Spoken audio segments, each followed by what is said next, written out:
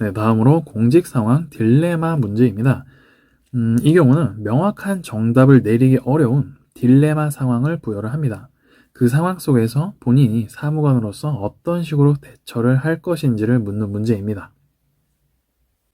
이와 관련돼서는 구체적인 예시를 통해서 어떤 식으로 준비를 하고 답변을 해야 되는지를 말씀을 드리겠습니다. 모든 상황들을 다 제시를 할 수는 없으니까 제가 제시를 해드리는 상황들을 보시고 이런 식으로 준비를 하면 되겠구나라는 것을 이제 참고를 해주시면 되겠습니다. 주무관 분들이 이제 본인의 선택, 사무관의 선택에 반대하는 경우에 본인은 어떤 식으로 판단을 할 것인가 라는 문제가 있을 수 있습니다. 이것의 문제는 경험이 풍부한 주무관 분들과 경험이 부족한 이런 사무관 분들의 어떤 의견 충돌이 있을 때 본인은 어떻게 할 것인가 라는 질문입니다. 이때 사무관의 역할을 반드시 인지를 하시고서 답변을 이어나가는 게 중요합니다. 사무관은 중간 관리자로서 상급자와 부하 직원 간의 갈등을 조정할 수도 있어야 되고, 물론 또 본인 나름대로의 직관과 판단하에 결정을 내릴 수도 있어야 합니다. 따라서 이러한 역할을 인지하고서 주무관 분들과의 어떤 협의, 의견 조율이 필요하겠지만 본인이 정말로 옳다고 생각하는 것은 본인의 판단과 직관하에 결정을 내리고 추진할 수도 있다라는 점을 밝혀주면 좋을 것 같습니다.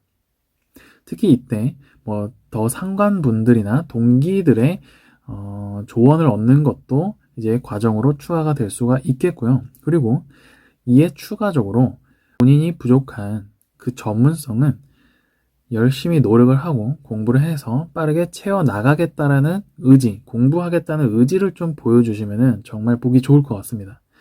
네, 아마 작년 일반행정 기출로 기억을 합니다. 이제 범죄자들이 전자발찌를 끊어내는 경우가 많아서 생체 이식형 전자발찌를 도입하려고 한다. 하지만 인권단체나 시민단체에서 격렬히 반대를 하고 있다. 이에 어떻게 대응을 하겠는가라는 질문이 있었던 것 같습니다. 이런 경우 누군가의 반대에 직면했을 때는 항상 설득의 과정이 필요합니다.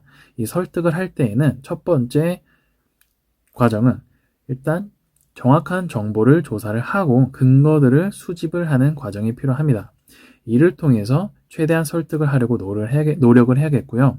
그리고 그 설득을 하는 노력을 어떤 식으로 할 것인지, 얼마만큼 할 것인지, 어느 기간만큼 할 것인지를 정해서 말씀을 드려야 됩니다. 그리고 본인이 생각했을 때 공익적으로 더 우선시되는 결정이 무엇인지를 판단을 하시고 그 결정을 수행함에 있어서 희생이 발생을 한다면 어떻게 보완을 할 것인지까지 말씀을 해주셔야 됩니다. 다음 예시는 상관이 빠른 업무 처리를 위해서 정해진 매뉴얼을 생략하라고 지시하는 상황이다.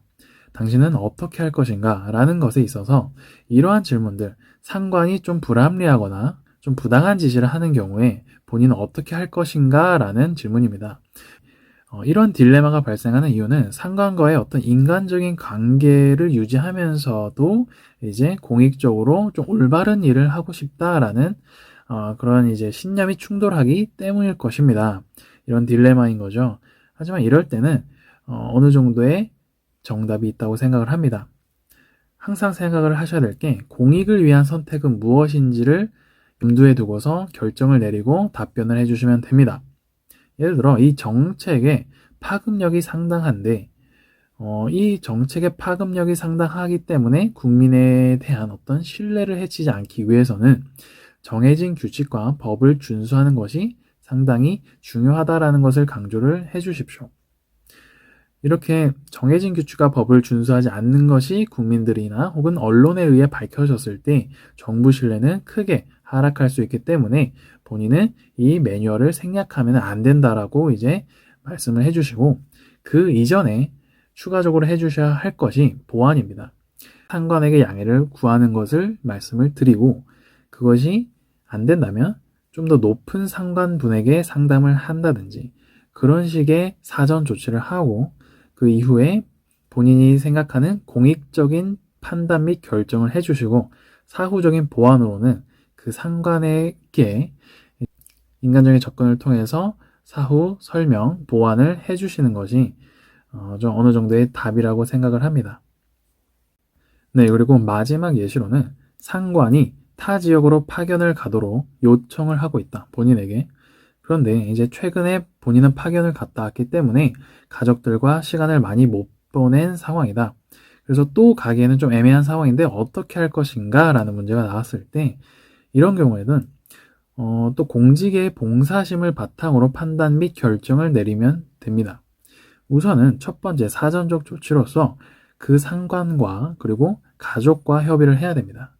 그리고 불가피하다면 본인은 이제 공직에 입직을 한 이상 공직에 대한 어떤 희생이나 봉사의 마음은 기본으로 갖추고 있기 때문에 저는 상관이 파견을 요청을 했을 때 본인이 가장 적합한 인물이라면 충분히 이를 수렴하고 갔다 오겠다고 말씀을 해주시면 됩니다. 그리고서 여기에 그치지 않고 사후 조치로서 가족에 대한 보완, 가족과의 시간을 더 갖기 위한 주말마다의 어떤 만남 혹은 더 잦은 이제 연락, 이런 식의 보완을 좀 더 해주셔야 됩니다.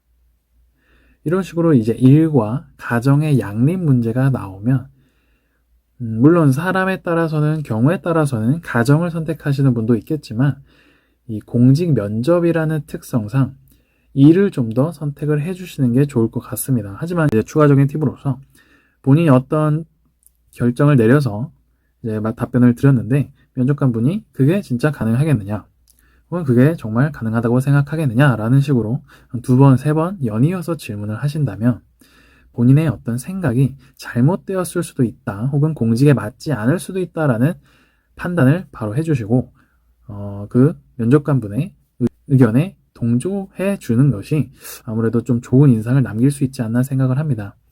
바로 처음부터 그럼 면접관분의 말씀이 맞는 것 같습니다 라고 하기보다는 한 두 번, 세 번 정도 됐을 때 제가 미처 그런 부분은 생각하지 못했습니다 라면서 이제 그 면접관분의 의견에 동조하는 것이 좀 더 이 사람이 일관성도 유지하려고 하지만 어떤 융통성도 있구나라는 걸 더 잘 보여줄 수 있지 않나 생각을 합니다.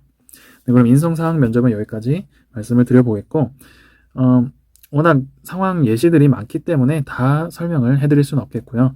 질문이 있으시면은 개별적으로 댓글을 달아주시면은 최대한 답변을 드려보도록 하겠습니다.